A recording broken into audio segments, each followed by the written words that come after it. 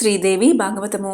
సూతుడు సౌనకాది మహాముళ్లకు దేవి భాగవతాన్ని ఇలా వివరిస్తున్నాడు. ఇక పరీక్షితుడు తన 20 ఏళ్ల దాకా రాజ్యాన్ని ఏలాడు. ఒకనాడు వేటకని వెళ్ళాడు. అలసిపోయాడు. ఆకలి దప్పలతో నకనకలాడుతూ అటూ ఇటూ తిరగసాగాడు. ధ్యానంలో కూర్చుని ఉన్న ముని ఒకడు కనిపించాడతనికి. పరీక్షిత్తు ఆ మునిని దాహమడిగాడు. ధ్యాన నిమగ్నుడైన ఋషి పలకలేదు. అలిగాడు రాజు. ఆ చెరువులోనే చచ్చిపడి ఉన్న పామును వింటికొనతో తీసి ముని మెడలో వేశాడు. అయినా చలించలేదు ముని. దాంతో పరీక్షితు అక్కడి నుంచి తప్పుకున్నాడు. ఆ ముని కొడుకు గవిజాతుడు. అతను మహా తపస్సాలే, గొప్ప శక్తి ఉపాసకుడు. అక్కడికి దగ్గర అడవిలో మిత్రులతో ఆడుకుంటున్నాడు. గవిజాతుడికి ఎవరో స్నేహితులు వెళ్ళి చెప్పారు, గవిజాత, ఎవడో వచ్చి మీ నాన్నగారి మెడలో చచ్చిన పామును వేసి వెళ్ళాడు అని. అది వింటూనే మండిపడ్డాడు గవిజాతుడు. ఆ పని చేసినవాడు ఎవడైనా అవుగాక. ఇవాళ్టికి 7వ రోజున వాణ్ణి తక్షకుడు కాటు వెయ్యాలి అని శాపం పెట్టాడు. ముని శిష్యుడొకడు ఈ వార్త పరీక్షితుడికి చేరవేశాడు. పరీక్షితుడు వెంటనే పెద్దల్ని సమావేశపరిచాడు. సంగతి చెప్పి సలహా చెప్పమన్నాడు. ప్రాణరక్షణార్థం ఏదో ఒక ఉపాయం చెయ్యాలి అనుకున్నాడు. ఒకప్పుడు రురుడు అనే ముని ప్రమద్వర అనే మునికన్యను ప్రేమించాడు. వాళ్లకు పెళ్లి కూడా నిశ్చయమైంది. రురుడు వరుడై విడిదిలో దిగాడు. ఆ సమయంలో ప్రమద్వర తమ ఆశ్రమంలో ఆడుకుంటుంది. ఆ ఆటల్లో ప్రమాదవశాన ఆమె నిద్రోతున్న ఒక పామును తొక్కింది. తక్షణమే పాము కాటుకు గురై మరణించిందామె. ఇది తెలిసింది రురుడికి. తన ఆయుర్దాయంలో సగం ఆమెకు దారబోసేశాడు. ఆమె బతికింది. ఆ విధంగా రురుడు తన ప్రియురాల్ని కాపాడుకున్నాడు. అలాంటి ఉపాయమేదో ఒకటి చెయ్యాలి. రాళ్ళు రప్పలో మనులు మంత్రాలు మూలికలు ఔషధాలు ఏవి ఉంటే అవి. తక్షకుడి విషం నుంచి రక్షించగలిగే ప్రయత్నాలు ఎన్నున్నాయో అన్నీ చేయించండి అని ఆజ్ఞాపించాడు. 7 అంతస్తుల మేడ కట్టించుకున్నాడు. ఆ పైగదిలోనే స్నానం, సంధ్య నివాసం ఏర్పరచుకున్నాడు. మేడకి కట్టుదిట్టమైన కాపలా పెట్టించమన్నాడు. మంత్రగాలని తంత్రగాలని పెట్టాడు. గాలి కూడా చొరబడకుండా జాగ్రత్త పడ్డాడు. తన తప్పును క్షమించమంటూ గవిజాతుడి వద్దకు సౌరమూకుడు అనే దూతను పంపించాడు. గవిజాతుడి శాపం తెలుసుకోగానే తనకి పని తగిలింది అనుకున్నాడు తక్షకుడు. వృద్ధ బ్రాహ్మణ రూపం ధరించి హస్తినాపురానికి బయలుదేరాడు. పరీక్షితు మహారాజుకొచ్చిన ఆపద గురించి తెలుసుకున్నాడు. పాము మంత్రాల్లో దిట్ట అయిన కశ్యపుడు అనే బ్రాహ్మణుడు. రాజును రక్షించి ధనం పొందాలనే వాంఛతో బయలుదేరాడు. ఉత్కృష్ట సర్పమైన తక్షకుడు, మహోదుష్ట మంత్రవేత్త అయిన కశ్యపుడు దారిలో కలుసుకున్నారు. కశ్యపుడు తన వాంఛ చెప్పాడు. తక్షకుడు నవ్వాడు.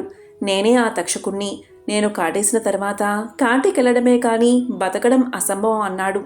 అదంతా నీ మూఢనమ్మకం. నేను బతికించేస్తాను అన్నాడు కశ్యపుడు. తక్షకుడు చరచరా వెళ్ళి అక్కడున్న పెద్ద చెట్టును కస్సును కాటాడు. ఆయన యొక్క భయంకరమైన విషాగ్నులకు ఆమ్రాను కాలి బూడిదైపోయింది. బతికించి చూస్తా అన్నాడు కశ్యపుడితో. కశ్యపుడు మంత్రించి ఆ మానును బతికించాడు. తెల్లబోయిన తక్షకుడు అతనికి కావాల్సిన ధనం తనే ఇస్తానని వెనక్కి వెళ్ళిపోమని కోరాడు. కశ్యపుడు ధ్యానదృష్టితో పరీక్షితుకు ఆయువు నిండడం గమనించాడు. అందువల్ల మారు మాట్లాడకుండా తక్షకుడు ఇచ్చిన ధనం తీసుకుని తన ఇంటికి వెళ్ళిపోయాడు. సరిగ్గా 7వ రోజు కల్లా హస్తినాపుర నగరం చేరుకున్నాడు. తక్షకుడు తనతో ఉన్న నాగుల చేత మునుల వేషాలు వేయించాడు. పూలు పళ్ళు తెప్పించాడు. తాను చిన్ని క్రిమిరూపం ధరించి ఒక పెద్ద పండులో దూరి దాక్కున్నాడు. దొంగమునులు ఆ ఫలాలు అవి పట్టుకుని రాజు దర్శనార్థం మేడవద్దకు వెళ్లారు. కుదరదు అన్నారు కాపలాదారులు. పోనీ మా కానుకలన్నా రాజుకు సమర్పించమని ప్రార్థించారు వీళ్ళు. సరే అని ఆ పళ్ళు అవి రాజుకు చేర్చారు భటులు. ఆ పళ్లను తనతో ఉన్న అందరికీ పంచాడు. పరీక్షితు తన కోసం ఒక పెద్ద పండును తీసుకుని చిదిపాడు. అందులో ఒక చిన్న క్రిమి ఉంది. దాన్ని చూసి రాజు, చుట్టూ ఉన్న మంత్రులు కూడా ఆశ్చర్యపోయారు. పరీక్షితు నవ్వాడు. అప్పటికే సూర్యాస్తమయం చేరువవుతుంది. సూర్యుడు అస్తమించే సమయమైంది. ఇక కాసేపట్లో మునిశాపం గడువు తీరిపోతుంది. పోనివ్వండి, మునిగారి మాట ప్రకారమే జరగనివ్వండి. ఈ చిన్న పురుగుని నన్ను కరవనివ్వండి అని నవ్వుతూ చెబుతూ ఆ పురుగును మెడమీద పెట్టుకున్నాడు పరీక్షితుడు. అంతే, పురుగు రూపంలో ఉన్న తక్షకుడు తన భీషణ విషదంతాలతో కాలసర్పరూపాన్ని దాల్చాడు. మహారాజుని నిలువెల్లా చుట్టేసి కస్సుకస్సున కాటాడు. ఆయన విషానికి పరీక్షితు మండిపోయాడు. తరువాత తక్షకుడు ఆకాశ మార్గాన వెళ్ళిపోయాడు. సర్పయాగము. పరీక్షితు పరంపదించాక ఆయన కుమారుడైన జనమేజయుడు రాజుడయ్యాడు. అతని భార్య వపుష్టమ. ఒకనాడు ఉదంకముని వచ్చాడు. నువ్వేమిటి ఇలా చేతులు ముడుచుకుని కూర్చున్నావు? వెనుకటికి ఒకసారి. రురుడు అనే ముని యొక్క ప్రియురాలైన ప్రమద్వర పాము కాటడం వల్ల చనిపోయింది. రురుడు తన ఆయుర్దాయాన్ని తారపోసి ఆమెను బతికించాడనుకో, కానీ అంతటితో ఊరుకోలేదు. దొడ్డు కర్ర ఒకటి భుజాన వేసుకుని బయలుదేరాడు. పాము అనేది కనబడడం ఆలస్యంగా కొట్టి చంపేసేవాడు. ఒకనాడు అతనికి ఒక ముసలి డుండుబ సర్పం కనిపించింది. చటుక్కున కర్రెత్తాడు. అప్పుడు ఆ ముసలి సర్పం అతన్ని వారించింది. తను ఒకప్పుడు మనిషి అని, బ్రాహ్మణుడేనని చెప్పింది ఆ పాము. కగముడు అనే మిత్రుడు అగ్నిహోమం చేస్తూ ఉండగా గడ్డిపాము విసిరి జడిపించాను. ఫలితంగా శాపగ్రస్తనై ఇలా పడున్నాను అంటూ రూడికి హితబోధ చేస్తేనే నాకు శాప విముక్తి అంది సర్పం. నేనే రురుణ్ణి. ఏమిటి నీ హితబోధ? అడిగాడు రురుడు. నన్ను రక్షించావు, చెప్పేది విను. బ్రాహ్మణుడు అనేవాడికి అహింసే పరమధర్మం. యజ్ఞంలో తప్ప ఎక్కడా హింస చేయకూడదు. అదే నా హితబోధ అని చెప్పి పాము పరమపదించింది. అప్పట్నుంచి రూడు కూడా పాముల్ని చంపడం మానేశాడనుకో. ఇంతకీ చెప్పొచ్చేదేమిటంటే, రూడిరా నువ్వేమైనా పగ తీర్చుకోవాలే కాని శత్రుడివై ఉండి ఇలా పడుంటావేమిటి అన్నాడు. అది విని జనమేజయుడు ఆగ్రహించాడు. పాములే పగపడతాయంటే వాటి మీద పగబట్టాడు జనమేజయుడు. సర్పయాగాన్ని ప్రారంభించాడు. అది తెలిసిన తక్షకుడు ఇంద్రుణ్ణి శరణు కోరాడు. ఇంద్రుడు అతన్ని తన సింహాసనం మీద కూర్చోబెట్టుకున్నాడు.